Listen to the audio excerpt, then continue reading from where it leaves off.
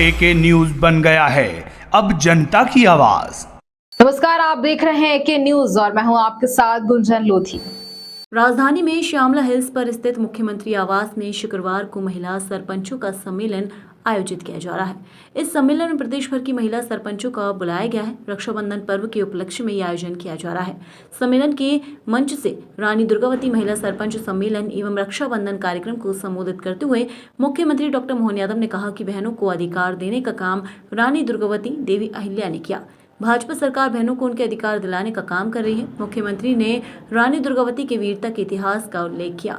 उन्होंने कहा कि प्रधानमंत्री नरेंद्र मोदी बहनों के लिए विभिन्न योजनाएं लाए। उज्ज्वला से लेकर तमाम ऐसी योजनाएं हैं। 450 रुपए में गैस सिलेंडर दिया जा रहा है। 11,500 करोड़ रुपए की राशि लाडली बहनों के खाते में दिए। लाडली बहना के 1250 रुपए और 250 रुपए रक्षाबंधन मानने के लिए बहनों को देंगे। जो संकल्प पत्र ने कहा है वे सभी वादे पूरा करेंगे। मुख्यमंत्री ने कहा कि विश्व में केवल भारत ही है जो भारत माता धरती माता को पूजता है। इस सम्मेलन में सीएम डॉक्टर मोहन यादव के अलावा प्रदेश के पंचायत व ग्रामीण विकास मंत्री प्रहलाद सिंह पटेल, राज्य मंत्री राता सिंह, राज्य मंत्री कृष्णा गौर भी मंच पर मौजूद रही। राखी तैयार और यही तो चाहिए था आपने। राखी यहाँ आया तो अभी लाते आते भी बहनों ने हमारी बांधो मैंने क्या आपको बांधने के लिए बुलाया। थोड़ा कार्यक्रम तो हो जाने दो। कोई यहाँ तिलक लगाता, कोई कहाँ तिलक। बिल्कुल बहनें एक तरह से अपने उस आंदोलन के साथ ऐसा लगता है राखी में डुबो देंगे, ऐसा मजा आने लग गया।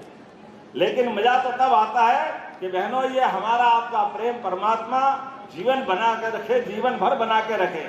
और ये जो सरकार के माध्यम से आयोजन कर रहे हैं, सरकार की भावना इसमें इतनी है कि हर गरीब से गरीब बहन के भी घर में नारी सशक्तिकरण के माध्यम से शासन की सभी योजना पहुंचे।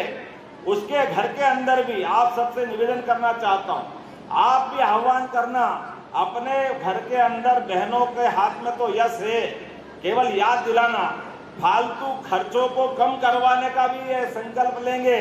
रक्षाबंधन केवल पवित्र धागा बांधने का तो है ही, लेकिन इसके अलावा भी नुक्ते घाटे में 13वीं में अनावश्यक पैसा लगता है, इससे बचने की जरूरत है।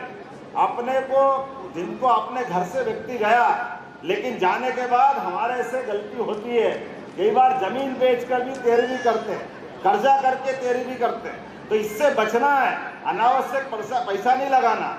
पैसा बचाए तो बहन बेटी को पढ़ाओ, बच्चे बच्ची को पढ़ाओ, आगे पढ़ाओ लिखाओ, आगे बढ़ाओ, उसमें पैसा लगाओ। ऐसे ही शादी में भी अनावश्यक पैसा खर्च नहीं करना, इससे बचने की जरूरत है। आपकी जानकारी के लिए बता दूं, मेरे अपने बच्चे की शादी में भी केवल 100 व्यक्ति, उसमें लड़के वाले भी आ गए और लड़की वाले भी आ गए, दोनों ने मिलकर शादी की। क्योंकि बच्चे का विवाह करना अच्छी बात, लेकिन फालतू खर्चा रोकना चाहिए कि नहीं रोकना चाहिए? आप बताओ, ये होना चाहिए कि नहीं होना चाहिए? जब अपने जैसे सारे लोग करेंगे, चुने हुए जनप्रतिनिधि करेंगे तो नीचे तक ये संदेश जाता है। और आपके माध्यम से याद रखना, जैसे देवउठनी एकादशी होगी तो आप पंचायत के अंदर भी जनपद में बड़े बड़े सामूहिक शादी के कार्यक्रम करिए। हमारे लोगों की आमदनी जो उनकी मेहनत की है वो बचा करके सरकारी योजना से उसका विवाह कराएंगे।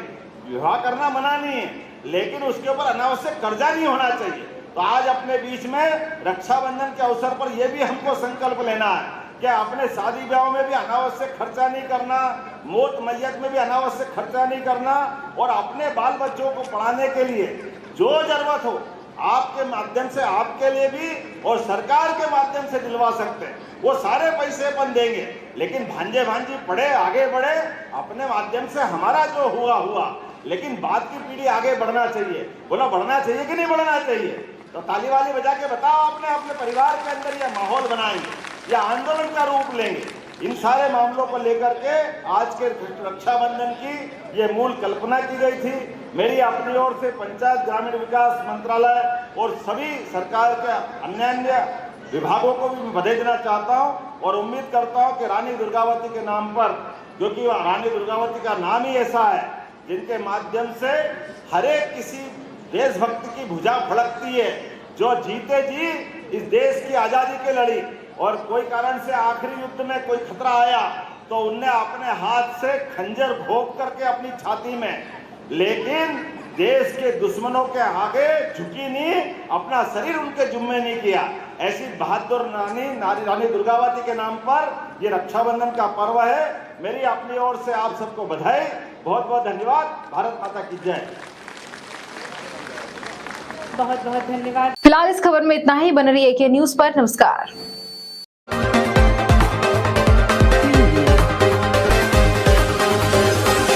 AK न्यूज बन गया है अब जनता की आवाज।